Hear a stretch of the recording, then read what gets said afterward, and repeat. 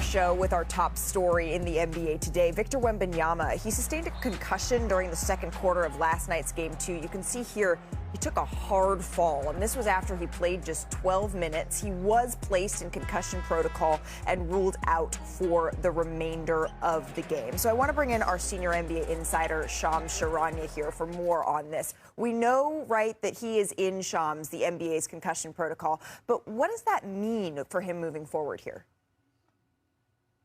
Malika, I'm told Victor Wembanyama did report to the Spurs facility this morning, and his status is uncertain for Game 3.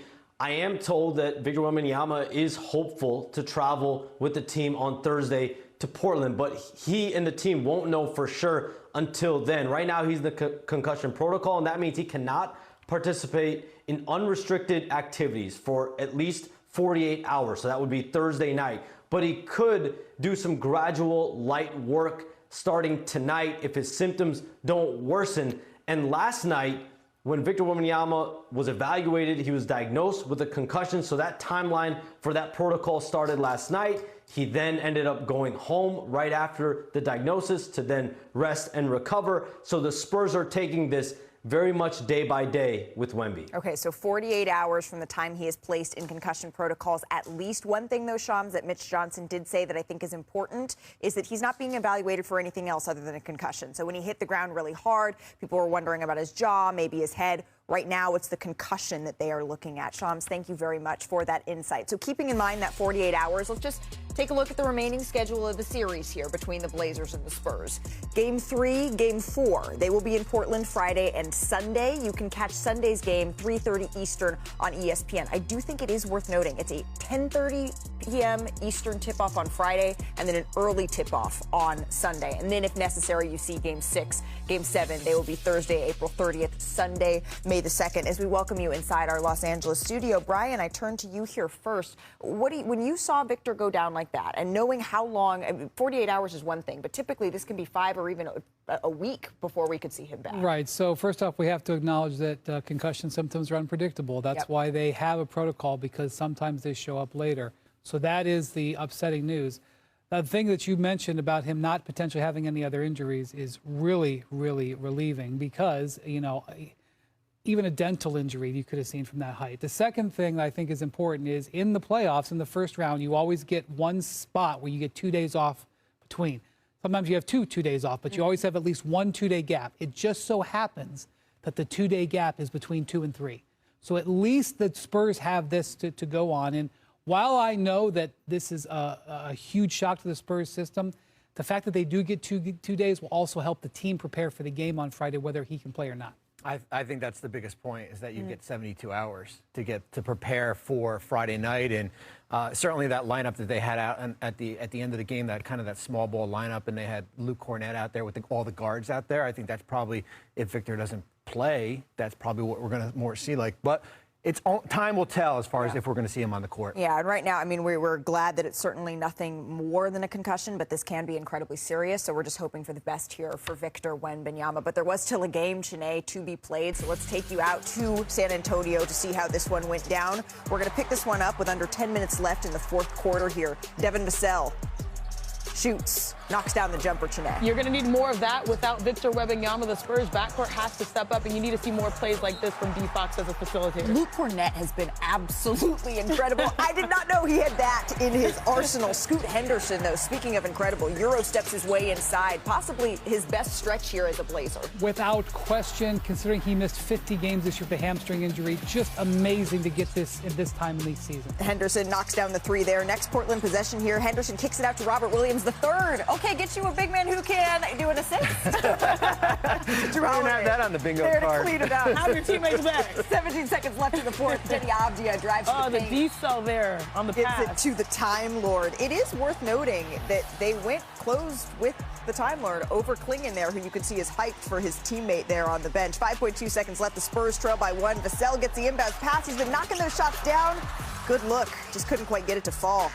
Still can't believe that one didn't go down. So the Trailblazers, they steal game 2, and they even up this series as they get the 106-103 win here. So San Antonio, remember, they were up by 14 points entering the final 8 minutes and 30 seconds of the fourth quarter. But the Blazers, they went on to close the game shooting 10 for 15. They outscored the Spurs 12-0 in the paint, and San Antonio's backcourt, they didn't make a shot over that stretch. They were 0 for 7.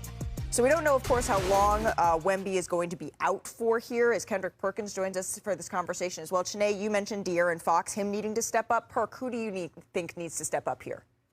Oh, it's De'Aaron Fox for sure. I mean, when you talk about going on the road, the one knock against the San Antonio Spurs, while a lot of people didn't pick them to win it all, is their lack of experience, right? And so you're going on the road possibly without your generational talent.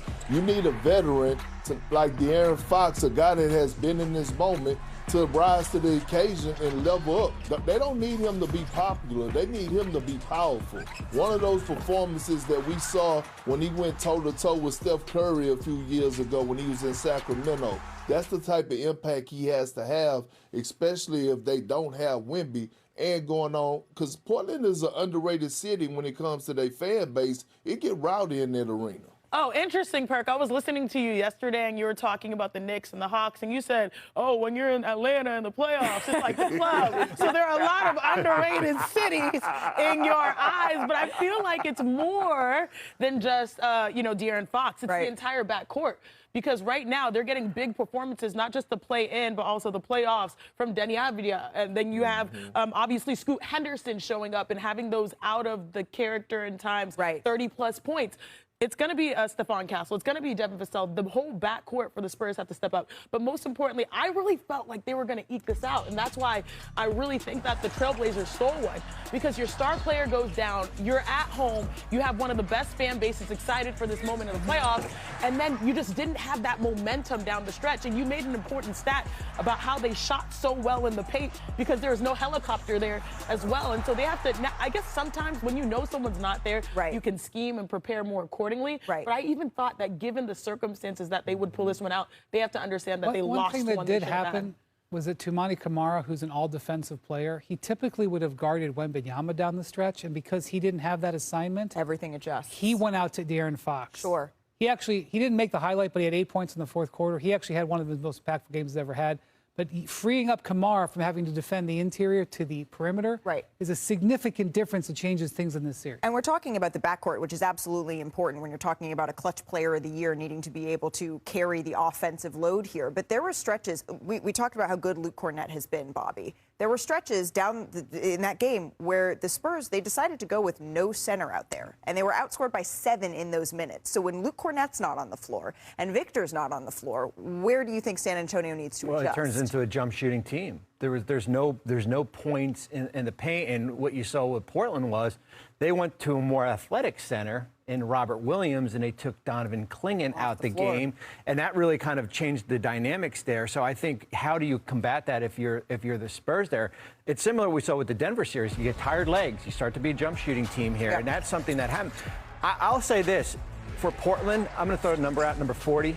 40 is the number of possessions that closing unit played all season long here. Wow. And if we're going to give flowers out, I'm giving it to Tiago Splitter, their coach, who has really pushed all the right buttons, not just during the regular season, but certainly in the play-in and also in Game 2. And coaching through sort of a strange situation right now as well. Before we move on elsewhere in the Western Conference, Scoot has been the MVP of this series for the Blazers. Well, Denny Avdia had an awesome Game 1, but yesterday Denny he had no points in the fourth quarter. Scoot Henderson was a difference-making player yesterday, no doubt. Absolutely, and this has been a long time coming for Scoot, who's dealt with a lot of injuries in his career. All right.